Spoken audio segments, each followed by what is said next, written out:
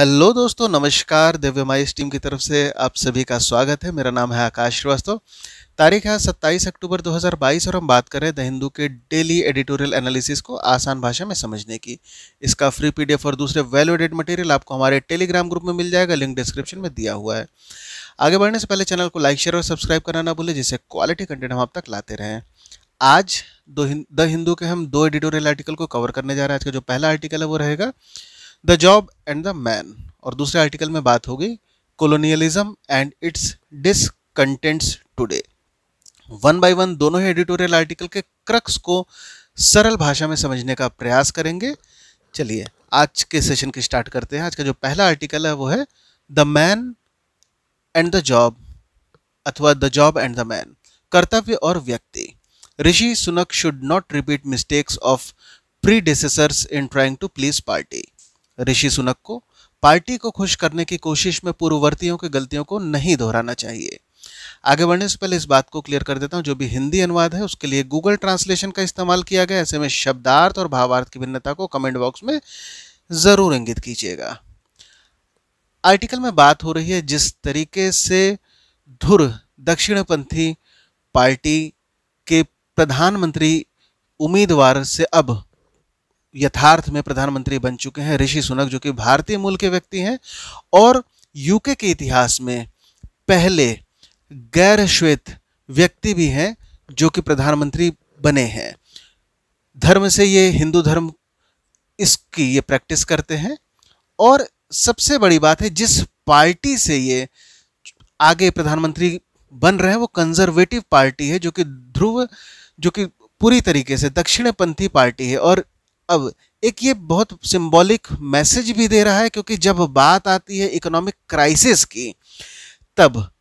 England जैसे देश में जो कंजर्वेटिव पार्टी के भी एमपी हैं वो रेशियल और रिलीजियस बैरियर से ऊपर उठ के जो समस्या है उसके समाधान की खोजने की तरफ जा रहे हैं। और यदि समाधान उनको ऋषि सुनक में दिख रहा है तो उनको भी समाधान के रूप में वो सत्ता के केंद्र में लाने से पीछे नहीं हिचकते हैं। 3 महीने में पिछले हम 2 महीने की बात करते हैं तो ये तीसरे व्यक्ति होंगे जो प्रधानमंत्री बनेंगे। इनके तुरंत पहले लिज ट्रुस जी, जो कि प्रधानमंत्री थी, उन्होंने भी जो इकोनॉमिक कंडीशन है अभी लगातार डिटरेट हो रही है यूके की, उसको सुधारने के लिए बहुत सारे वादे किए थे, प्रयास भी किए थे, किंतु जिस तरीके से उनकी जो भी इकोनॉमिक पॉलिसीज थी उस पे बाजार और जो आम व्यक्ति हैं उनकी जो भी प्रतिक्रिया आ रही थी, उस वजह से उनको शीघ्र ही अपने पद से त्याग करना पड़ गया और यूके के इतिहास में सबसे छोटी अवधि की प्रधानमंत्री के रूप में उन्होंने रिकॉर्ड भी बना दिया।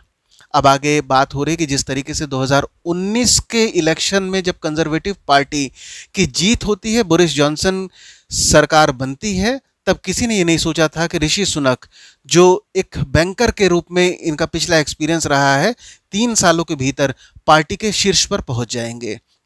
अब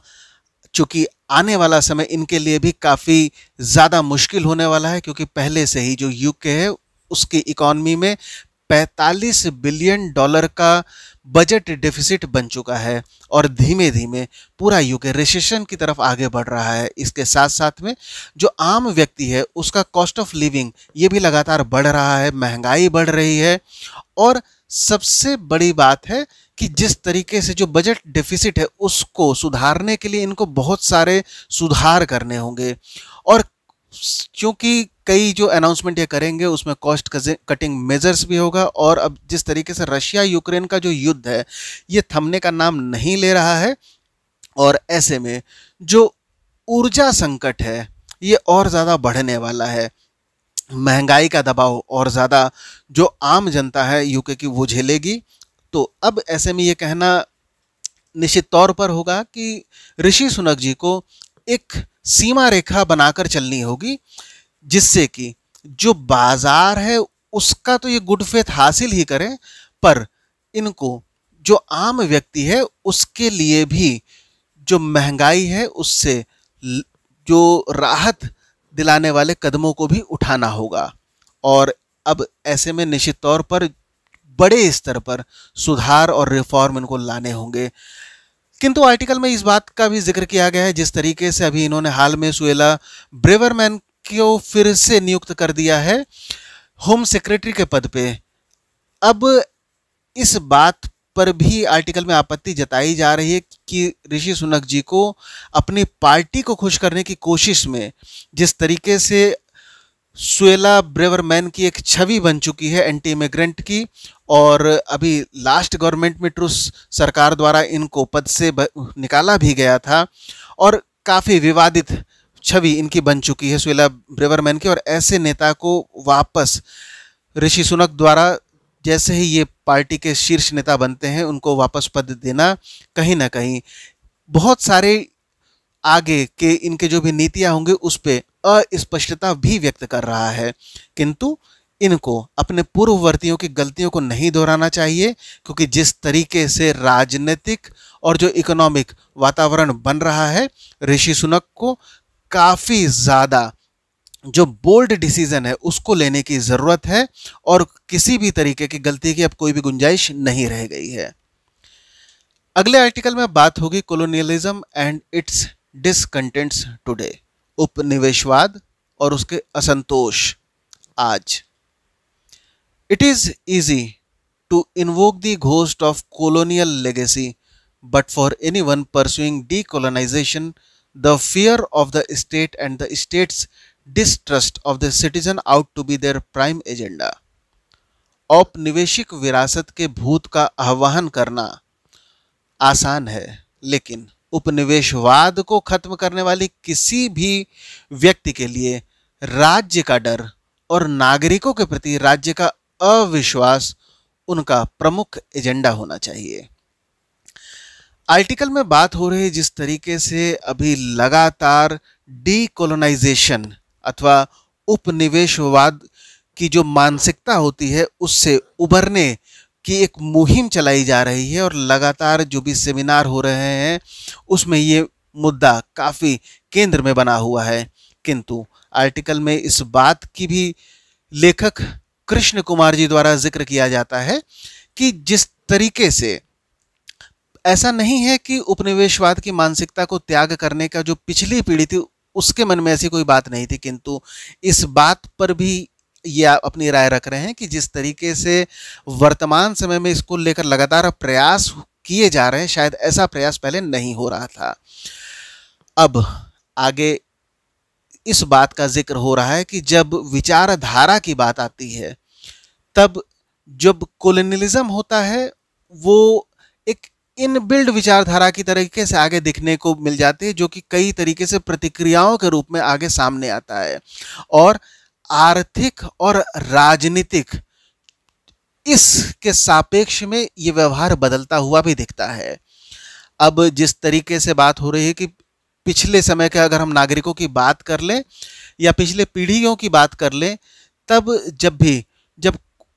उपनिवेशवाद मानसिकता की बात आ रही है अथवा उपनिवेशवादी दौर की बात आ रही है, तो तब तक कोई भी दिक्कत नहीं होती जब तक कि आर्थिक जीवन आसान गुजरता होता है। किंतु जैसे ही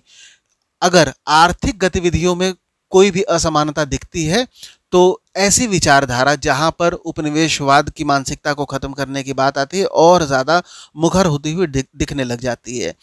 इसके अलावा आगे ये भी बात कही जा रही है कि राजनीति के हिसाब से भी ऐसी मुहिम अपनी जो रास्ता है उसको तय करती है, और कई बार ऐसा भी होता है कि जब मल्टी पार्टी सिस्टम है तब वहाँ पर बहुत आसान हो जाता है उपनिवेशवाद के भूत को हवा देना। अब आगे इस बात का भी जिक्र हो रहा है कि जिस तरीके से जो लोग हैं उनके ध्यान को ऐसी मुहिम आकर्षित करती है, पर फिर भी जो आज की यंग जनरेशन है वो कई बार इस बात को भी सोचती है कि जब हमारे आज़ादी की लड़ाई हमने लड़ी थी तो उसके बाद ही जो औपनिवेशिक वाद की मानसिकता है इसको खत्म करने की मुहिम क्यों नहीं शुरू हुई।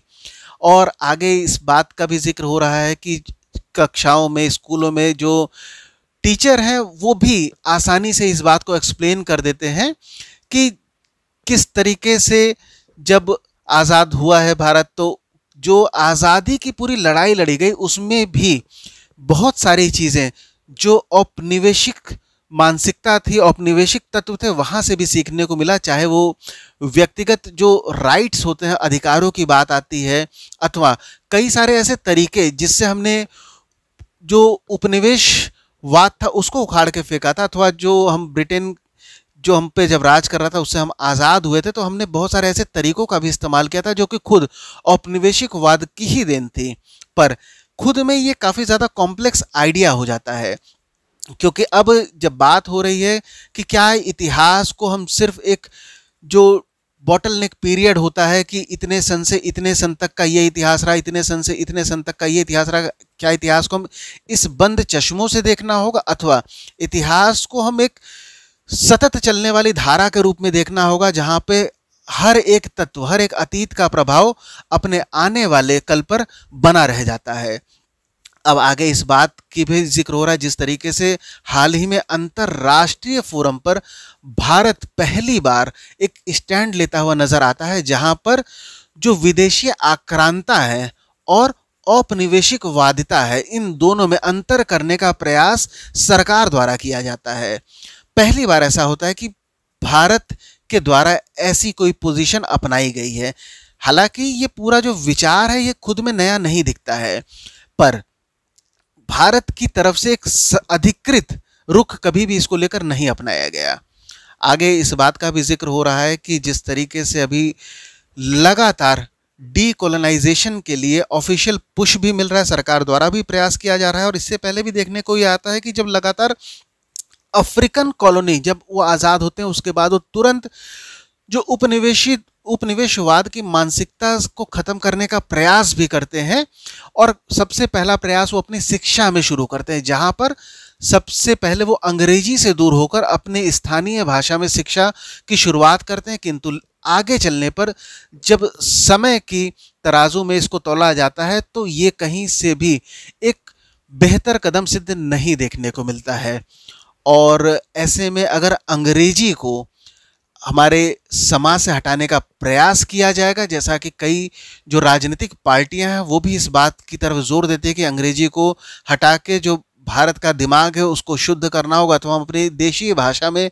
अपनी शिक्षा को आगे बढ़ाना होगा, और पूरी तरीके से अंग्रेजी का यदि निषेध करने पर आते हैं तो ये हमको जो अफ्रीकन देशों ने ऐसा प्रयास किया था उनसे भी सीख लेने की ज़रूरत है। हालांकि आज के जब हम यूथ की बात करते हैं तो चाहे जितना भी जो राजनीतिक पार्टियां हैं वो अंग्रेजी के त्याग की बात करने लग जाएं, पर समाज में चाहे वो यूथ हो, उनके बीच में जो अंग्रेजी है वो लगातार और ज़्यादा पॉपुलर होता जा रहा है। और इसका सीधा सीधा एक एग्जाम्पल के तौर में आर्टिकल में बताया गया, एक स्टडी हुई थी स्निग्धा पूनम द्वारा, जहाँ पर यह बताया गया था कि किस तरीके से आज के समाज में जो कोचिंग सेंटर हैं उनका बहुत सारा फोकस स्पोकन इंग्लिश पर रहता है,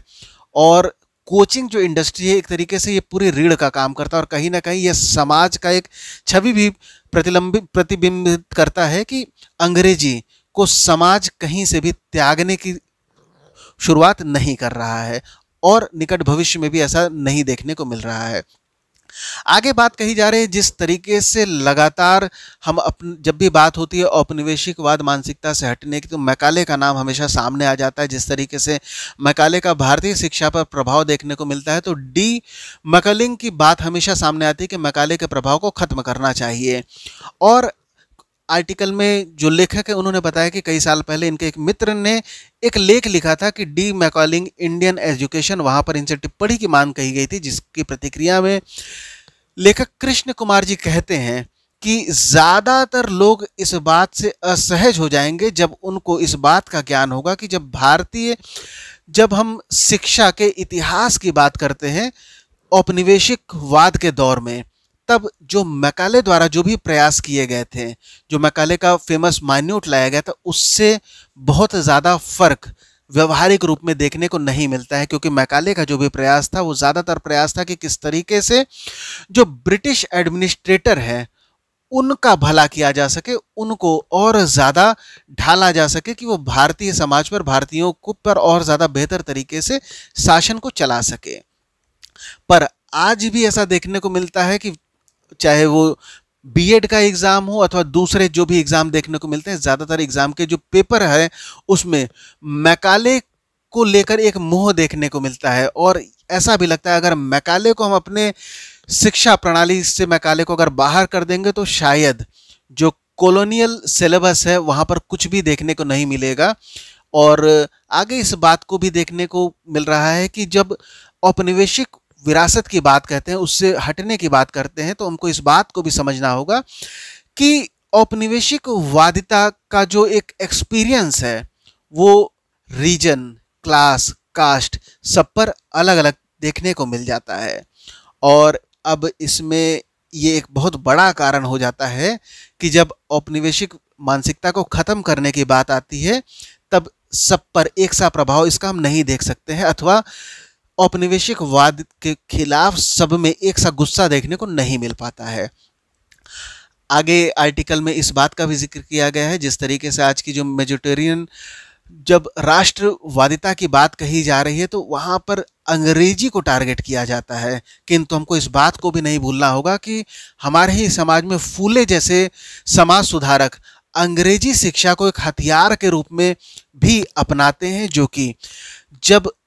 लोअर निचले जो जाति के लोगों के उत्थान की बात आती है तब वो अंग्रेजी को एक हथियार के रूप में चुनते हैं कि जो समाज में उनके प्रति जो भी भेदभाव हो रहा है, जो डिस्क्रिमिनेशन हो रहा है, उसको खत्म अंग्रेजी कर सकती है। आगे आर्टिकल में इस बात पर भी जोर दिया जा रहा है कि जिस तरीके से जब राष्ट्रवादिता की बात आती है तो बेसिकली एक ये पूरी सतत प्रक्रिया है, एक विचारधारा है, एक अनुभव है। और इसमें जो कोलोनियलिज्म, जो उपनिवेशवाद की बहुत सारी जो लेगेसी है उसको पूरी तरीके से जब त्यागने की बात आ जाती है तो ये कहीं ना कहीं धूमिल भी पड़ता हुआ दिख जाता है। अब जिस तरीके से आज़ादी के बाद हमारे सामाजिक ताने बाने में बहुत सारे बदलाव देखने को मिलते हैं, पर बहुत सारे बदलाव ऐसे भी देखने को मिलते हैं जहां पर जो कॉलोनियल इतिहास की जो लेगेसी थी उसको हम आगे भी बढ़ाते हुए दिख जाते हैं। चाहे वो शिक्षा की बात हो, वहाँ पर बहुत बार जो औपनिवेशिकवाद मानसिकता है इसको ख़त्म करने की आवाज़ें तो उठती हैं, किंतु चाहे वो विद्यार्थी हो अथवा जो गार्जियन है या टीचर हैं, वो इस बात को लेकर कभी भी बहुत ज़्यादा उत्साहित नहीं नज़र आते हैं। अपितु दूसरे तौर पर हमको ये भी देखने को मिल रहा है कि लगातार अंग्रेजी शिक्षा के प्रति भारतीय समाज का झुकाव और ज़्यादा बढ़ता हुआ ही देखने को मिल रहा है। और ये एक बहुत बड़ा कारण है कि अंग्रेजी को हम डीकोलोनाइजेशन अथवा उपनिवेशवादी मानसिकता से जोड़कर समाज के जड़ों में आज भी नहीं देख पा रहे हैं। या इसको इस तरीके से भी कहना सही होगा कि अंग्रेजी के महत्व को हमारा समाज आज समझ चुका है और सिर्फ राजनीतिक पार्टियों द्वारा जो उपनिवेशिकवाद मानसिकता को खत्म करने के लिए अंग्रेजी विरोधी जो मुहिम चलाई जाती है उसके छलावे में समाज बचने से बचता है। अब जिस तरीके से आगे ये बात कही जा रही है कि जब औपनिवेशिक मानसिकता की बात हो रही है तो जिस तरीके से लगातार सरकार द्वारा प्रयास किया जा रहा है, किंतु इस प्रयास में जो व्यक्ति है वो कहीं ना कहीं बात कही जा रही है कि राज्य का डर नहीं होना चाहिए और नागरिकों के प्रति राज्य का अविश्वास ऐसा नहीं होना चाहिए। सरकार का क्या काम है? सरकार का काम है सेवा प्रदान करना, ऐसा आर्टिकल में कहा जा रहा है। किंतु जब सरकार एक मुहिम चलाने लग जाती है जहां पर ऐसा प्रतीत होता है कि जो नागरिक हैं उनको प्रभुत्व करने का जो जिम्मा है वो सरकार ने उठा लिया है, तो कहीं ना कहीं ये गलत दिशा में मुहिम जाती हुई नजर आती है, ऐसा इस आर्टिकल में बताया जा रहा है। आगे ये भी बात कही जा रही है कि आज का जो डिजिटल समाज है वहाँ पर ऐसी मुहिम जितनी ज़्यादा तेज होती जाएंगी उतनी ज़्यादा जो सरकारी एजेंडा है ये और ज़्यादा उजागर होता हुआ नज़र आता जाएगा। आगे इस बात से आर्टिकल को ख़त्म किया जा रहा है कि अतीत से लड़ना कभी भी बेहतर विकल्प नहीं रहता है। भले ही अतीत कितना ही पुराना क्यों ना हो। मैच्योरिटी उसमें रहती है कि अतीत की सीख से हम, जो हमारा सीख मिला है उसके साथ हम जिए, किंतु अतीत में नहीं जिए। और इस छलावे से बाहर निकलना होगा कि हम अतीत में जीकर अतीत को बदल सकते हैं, क्योंकि जो अतीत था वो बीत चुका है और मानवीय हस्तक्षेप से अतीत में कुछ भी बदलाव होना संभव नहीं होगा। आज के हिंदू के आर्टिकल में इतना ही। अंत तक बने रहने के लिए धन्यवाद।